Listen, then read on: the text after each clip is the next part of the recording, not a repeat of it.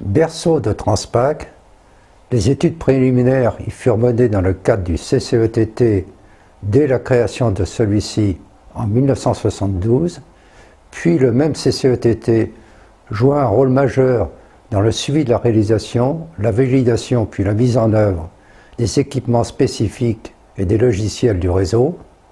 Rennes avait toute légitimité à accueillir le siège social de la société Transpac une fois la création de celle-ci décidée.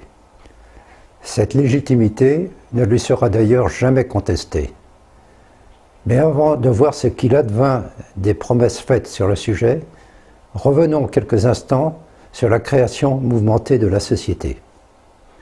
Très tôt, Gérard Théry, le directeur général des télécommunications de l'époque, s'était prononcé en faveur d'une exploitation du réseau et de la commercialisation de ses services dans le cadre d'une société de droit privé plutôt que dans celui habituel de la DGT.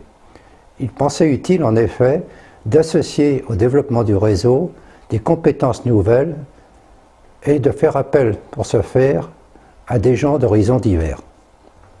Il eut à vaincre de nombreuses réticences, tant du côté de son ministère que du côté des instances représentatives du personnel de la DGT, en particulier de la puissante AIT, l'Association des ingénieurs des télécoms, qui se prononçait sans embâche contre tout ce qui pouvait s'apparenter à un démantèlement du service public. Il tint bon et sut convaincre Norbert Segard, le secrétaire d'État aux postes et télécommunications de l'époque, de la justesse de ses vues. Pourtant, en 1976, un rapport commandé par celui-ci à M. Maurice Duménil, le directeur des télécommunications du réseau national, se prononçait contre la solution envisagée avec des arguments chocs tels que, je cite, « Une société exploitante aura des difficultés à garantir la permanence nécessaire à un bon service. Il y aura des risques importants de friction avec les agents des télécoms. Les ingénieurs des télécommunications accepteront mal que l'État abandonne ses responsabilités dans la gestion du réseau Transpac. Le réseau des télécommunications forme un tout difficilement dissociable et des difficultés graves de coordination paraissent certaines. Et le mieux, on doit par ailleurs s'interroger sur la discrétion du personnel d'une société privée qui pourra bénéficier d'informations relatives à la clientèle, le trafic et en faire mauvais usage, etc., etc. Dans la foulée, les syndicats appelaient à réagir vigoureusement.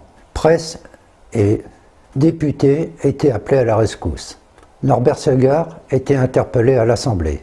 Il tenait néanmoins bon avec Gérard Théry et, en juillet 1977, les décrets nécessaires à la création de la société paraissaient au journal officiel.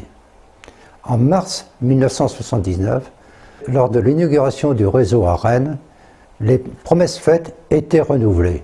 D'abord par Yvon Lebars, le premier président de la société, qui déclarait, je cite, « Rennes deviendra l'établissement le plus important de la société. Nous avons également décidé de transférer dans ce même délai de 3 ans le siège social de la société de Paris à Rennes. » Ensuite, Norbert Segard déclarait « Je veux souligner combien la Bretagne doit continuer à jouer un rôle important dans le cadre de notre politique de développement en matière de télématique et combien je suis décidé à mettre tout en œuvre pour que cette région voie s'affirmer sa vocation télématique. Il était tout naturel que la ville, qui a vécu de plus près le développement de Transpac, ville dans laquelle ont été expérimentés et testés les premiers commutateurs, accueille l'exploitation, la direction technique et le siège de la société. En outre, je rappellerai ma décision de décentraliser à Rennes la sous-direction de la téléinformatique et des réseaux spécialisés de la Direction générale des télécoms, et je pense que personne ne viendra plus ainsi disputer à cette ville le titre de capitale française de la téléinformatique.